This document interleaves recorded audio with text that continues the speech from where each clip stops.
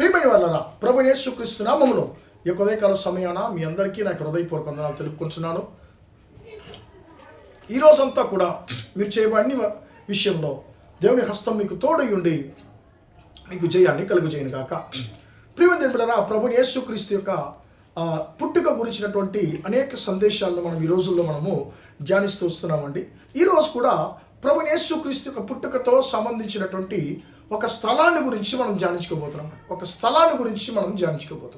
ఇంతవరకు మనుషుల గురించి ధ్యానించుకున్నాము, ప్రవక్తల గురించి ధ్యానించుకున్నాము, ప్రవచనాల గురించి ధ్యానించుకున్నాము. ఈరోజు ప్రభువైన యేసుక్రీస్తు వారి యొక్క పుట్టుకతో సంబంధించినటువంటి ఒక ప్రత్యేకమైనటువంటి స్థలాన్ని గురించి మనము ధ్యానించుకోబోతున్నామండి. ఆ స్థలాన్ని గురించి ఎక్కడ చెప్పబడి ఉంది? లూకా సువార్త 2వ అధ్యాయంలో ప్రియమైన దేవులారా 7వ వచనంలో మనము ఆ స్థలాన్ని గమనిస్తాం. అదేంటి? యోసేపు మరియా ఇద్దరు వారు గలిలయ ప్రాంతంలో ఉన్నటువంటి నజరేతు పట్టణం నుండి యూదయలో ఉన్నటువంటి బెత్లెహేముకు వారు ప్రజాసంఖ్య రాయబడడానికి వాళ్ళు వెళుతున్నారండి. అలాగా వాళ్ళు బెత్లెహేముకి సమీపించినప్పుడు అక్కడ మరియాకు ప్రియమైన దేవులారా ఆమె ఆ యొక్క గర్భకాలము అక్కడ ఆమెకి ప్రసవం జరుగుతుంది. అక్కడ ఉన్నటువంటి సత్రానికి వారు వెళుతున్నారు, స్థలాన్ని అడుగుతున్నారు. కానీ సత్రంలో వారికి స్థలం లేదు. ఎందుకంటే సత్రము అంతకు ముందే ఆ సత్రం అంతా కూడా నిండి ఉంది మనుషులతో. ఈ సత్రము ప్రియమైన దేవులారా ఎంతోమంది అంటే బాటచారులు, పాదచారులు, అక్కడ ఉన్నటువంటి ఆ యొక్క దూర ప్రాంతంలో దూర దేశంలో ఉండేటువంటి వారు కూడా ప్రజాసంఖ్య రాయబడడానికి వచ్చినప్పుడు ఆ సత్రం అంతా కూడా మనుషులతో నిండి ఉంటుందండి. కాబట్టి మరియకు యోసేపుకు వారు చూడడానికి పేదలుగా ఉండుంటారేమో, కాబట్టి వారికి ఆ స్థలంలో సత్రంలో స్థలం ఇవ్వలేదండి. కానీ యేసయ్య పుట్టింది మాత్రము ఆ సత్రం ఉన్నటువంటి ఒక భాగంలో యేసయ్య పుట్టాడండి. ఇప్పుడు వీళ్ళు సత్రంలో స్థలం లేదు, కానీ సత్రం యొక్క ప్రియమైన దేవులారా ఆ యొక్క సత్రం యొక్క పశువుల పాక, ప్రియమైన దేవులారా ఈ యొక్క పాకలో ఏముంటాయంటే ఆ సత్రముకి ప్రయాణం చేసి వచ్చినటువంటి మనుషుల యొక్క గుర్రాలు కానివ్వండి, గాడిదలు కానివ్వండి, ఒంటెలు కానివ్వండి, ఇవన్నీ కూడా ఆ యొక్క సత్రం యొక్క ఆ యొక్క పాకలో ప్రియమైన దేవులారా వాటిని కట్టుంటారండి. అది మాత్రం కాకుండా అక్కడ ఆ సత్రం వారి యొక్క గేదెలు అక్కడ ఖచ్చితంగా ఉండుంటాయండి. ప్రియమైన అది మాత్రం కాకుండా ఆ సత్రము యొక్క ప్రియమైన దేవులారా ఆ భాగం యొక్క పశువుల పాకలో బలర్పించడానికి, దేవుని ఆలయంలో బలర్పించడానికి పెంచబడేటువంటి గొర్రెలు కూడా అక్కడ ఉండుంటాయి. కాబట్టి ప్రియులారా అక్కడ మనుషులు ఎవరు లేరు, జంతువులే ఉన్నాయి. ఇప్పుడు అలాంటి స్థలంలో ప్రభువైన యేసయ్యకి స్థలం దొరుకుతుంది. ప్రియమైన దేవులారా అప్పుడు ఆయన పశువుల తొట్టెలో పొత్తిగుడ్డల్లో చుట్టబడి పశువుల తొట్టెలో ఆయన్ని పరుండబెట్టారు. ఎందుకు?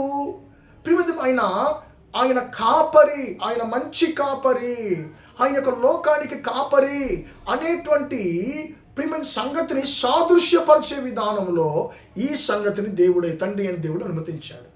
కానీ ప్రియమైన దేవులారా సత్రములో ఉన్నటువంటి ఏదో ఒక భాగంలో యేసయ్య పుట్టాడు. ఎందుకు సత్రములో దేవుడు పుట్టలేదు అని మనం అనుకోవచ్చు. ఈ సత్రములో ఎందుకు దేవుడు అంటే తన కుమారుడైన యేసయ్యను పుట్టడానికి అనుమతించాడు? వేరే ఎక్కడికైనా ఇంటికి వెళ్ళి ఉండొచ్చు కదా, వేరే ఏమైనా బంధువుల ఇంటికి వెళ్ళి ఉండొచ్చు కదా అని చెప్పి మనకి ఆలోచన రావచ్చండి.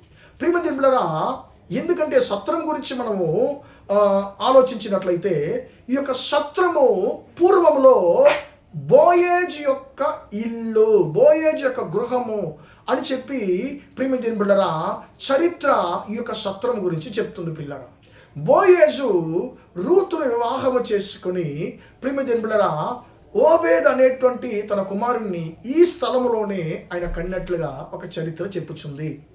ప్రియమైన దేవులారా ఓబేద్ ఎవరండి? దావీదు యొక్క తాతయ్య. ఓబేద్ అక్కడే పుట్టాడు. ప్రియమైన దేవులారా దావీదు తండ్రి అయినటువంటి యెష్షయి అక్కడే పుట్టాడు. దావీదు కూడా అక్కడే పుట్టాడండి.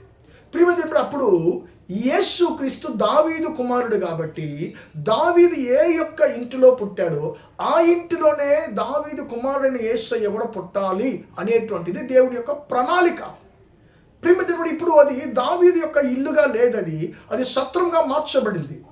దావీదు కాలం తరువాత, సొలొమోను రాజు కాలం తరువాత ప్రియమైన దేవులారా ఆ యొక్క రాజ కుటుంబం ఏం చేశారంటే తన యొక్క పితరుల యొక్క ఆ యొక్క ఆ యొక్క గృహమును సత్రముగా ఏదో ఒక మంచి పని కొరకు ఇది పడితే మంచిదే కదా అని చెప్పి వారు తన యొక్క పితరుల యొక్క గృహాన్ని సత్రముగా మార్చేశారు. ప్రియమిత్రులారా, కాబట్టి పూర్వంలో సత్రము బోయేజు యొక్క ఇల్లు, దావీదు యొక్క ఇల్లు. ప్రియమిత్రులారా, కాబట్టి ప్రియమిత్రులారా, ఈ యొక్క సత్రమైనటువంటి దావీదు యొక్క ఇంటిలో దావీదు కుమారుడైనటువంటి యేసయ్య పుట్టాడు. ప్రియమిత్రులారా, ఇది ఏదో సత్రంలో ఎందుకు పుట్టాలి అన్నట్లు అనిపిస్తుంది. కానీ ఆ సత్రము పూర్వములో దావీదు యొక్క పితరుల యొక్క ఇల్లు, బోయేజు యొక్క ఇల్లు. ప్రియమిత్రులారా, కాబట్టి దావీదు ఎక్కడ పుట్టాడో దావీదు కుమారుడైనటువంటి యేసుక్రీస్తు కూడా అక్కడే పుట్టాడు. ప్రియమిత్రులారా, ఇప్పుడు సత్రములు కానీ సత్రంలో ప్రధానమైన స్థలం యేసయ్యకి ఇవ్వబడలేదు. సత్రములో ఏదో ఒక భాగంలో ఉన్నటువంటి పశువుల పాకలో ఆయనకి స్థలం ఇవ్వబడింది. ప్రియమిత్రులారా, కానీ ఈరోజు మనము మన జీవితంలో యేసయ్యకి ఎలాంటి స్థలాన్ని ఇచ్చున్నామండి? మన జీవితంలో యేసయ్యని మనం ఎక్కడొచ్చున్నాము? ప్రధాన స్థలాన్ని ఇచ్చున్నాము, లేదో ఒకవైపు ఒక పక్కనుండయ్యా అని చెప్పి మనం యేసయ్యకి ఒక చిన్న స్థలాన్ని ఇచ్చున్నాం అనేది మనం ఆలోచిద్దామండి. మన కాపరైనటువంటి యేసయ్యకు, మన సృష్టికర్త అయినటువంటి యేసయ్యకు, ప్రియమిత్రులారా, మన కొరకు ప్రాణం పెట్టడానికి పుట్టిన యేసయ్యకు మన జీవితంలో ప్రధానమైనటువంటి స్థలం ఇవ్వడానికి మనం నేర్చుకుందాం. ప్రార్థన చేద్దాం. ప్రేమగల మా తండ్రి, దయగల దేవ, ఎంతవరకు ఈ మాటలు విన్న తండ్రి, నీ బిడ్డలు మీరు దీవించండి, ఆశీర్వదించదయ్యా తండ్రి. ఈరోజు ఆ యొక్క సత్రం గురించి మేము ధ్యానించుకోవడానికి కృప అనుగ్రహించడానికి స్తోత్రం అయ్యా. యొక్క సత్రంలో నీకు ప్రధానమైన స్థలం ఇవ్వలేదు. మా జీవితంలో తండ్రి మేము నీకు ప్రధానమైన స్థలము ఇచ్చేటువంటి వారిగా ఉండడానికి మాకు కృప అనుగ్రహించమని ప్రార్థిస్తున్నాను తండ్రి. అయ్యా, మేము తండ్రి మా స్వార్థం కొరకు నేను ఉపయోగపరచుకునేటువంటి వారిగా ఉండకుండా తండ్రి అన్ని వేళల్లో తండ్రి అయ్యా నీకు ప్రధానమైనటువంటి స్థలం ఇచ్చేటువంటి వారిగా మేము ఉండడానికి కృపద ఇచ్చేయమని ప్రార్థిస్తున్నాను తండ్రి. ఈరోజంతా కూడా తండ్రి మా సహోదర సహోదరులు చేసే అన్ని విషయాల్లో మీ హస్తం తోడున్నవని ఆశీర్వదించమని యేసుక్రీస్తు నామమున ప్రార్థించి అడిగి వేడుకొనుచున్నాను తండ్రి. ఆమేన్, ఆమేన్. ప్రియమైన వాళ్ళారా, దేవుడు మిమ్మల్ని దీవించి ఆశీర్వదించును గాక. Praise the lord, praise the lord.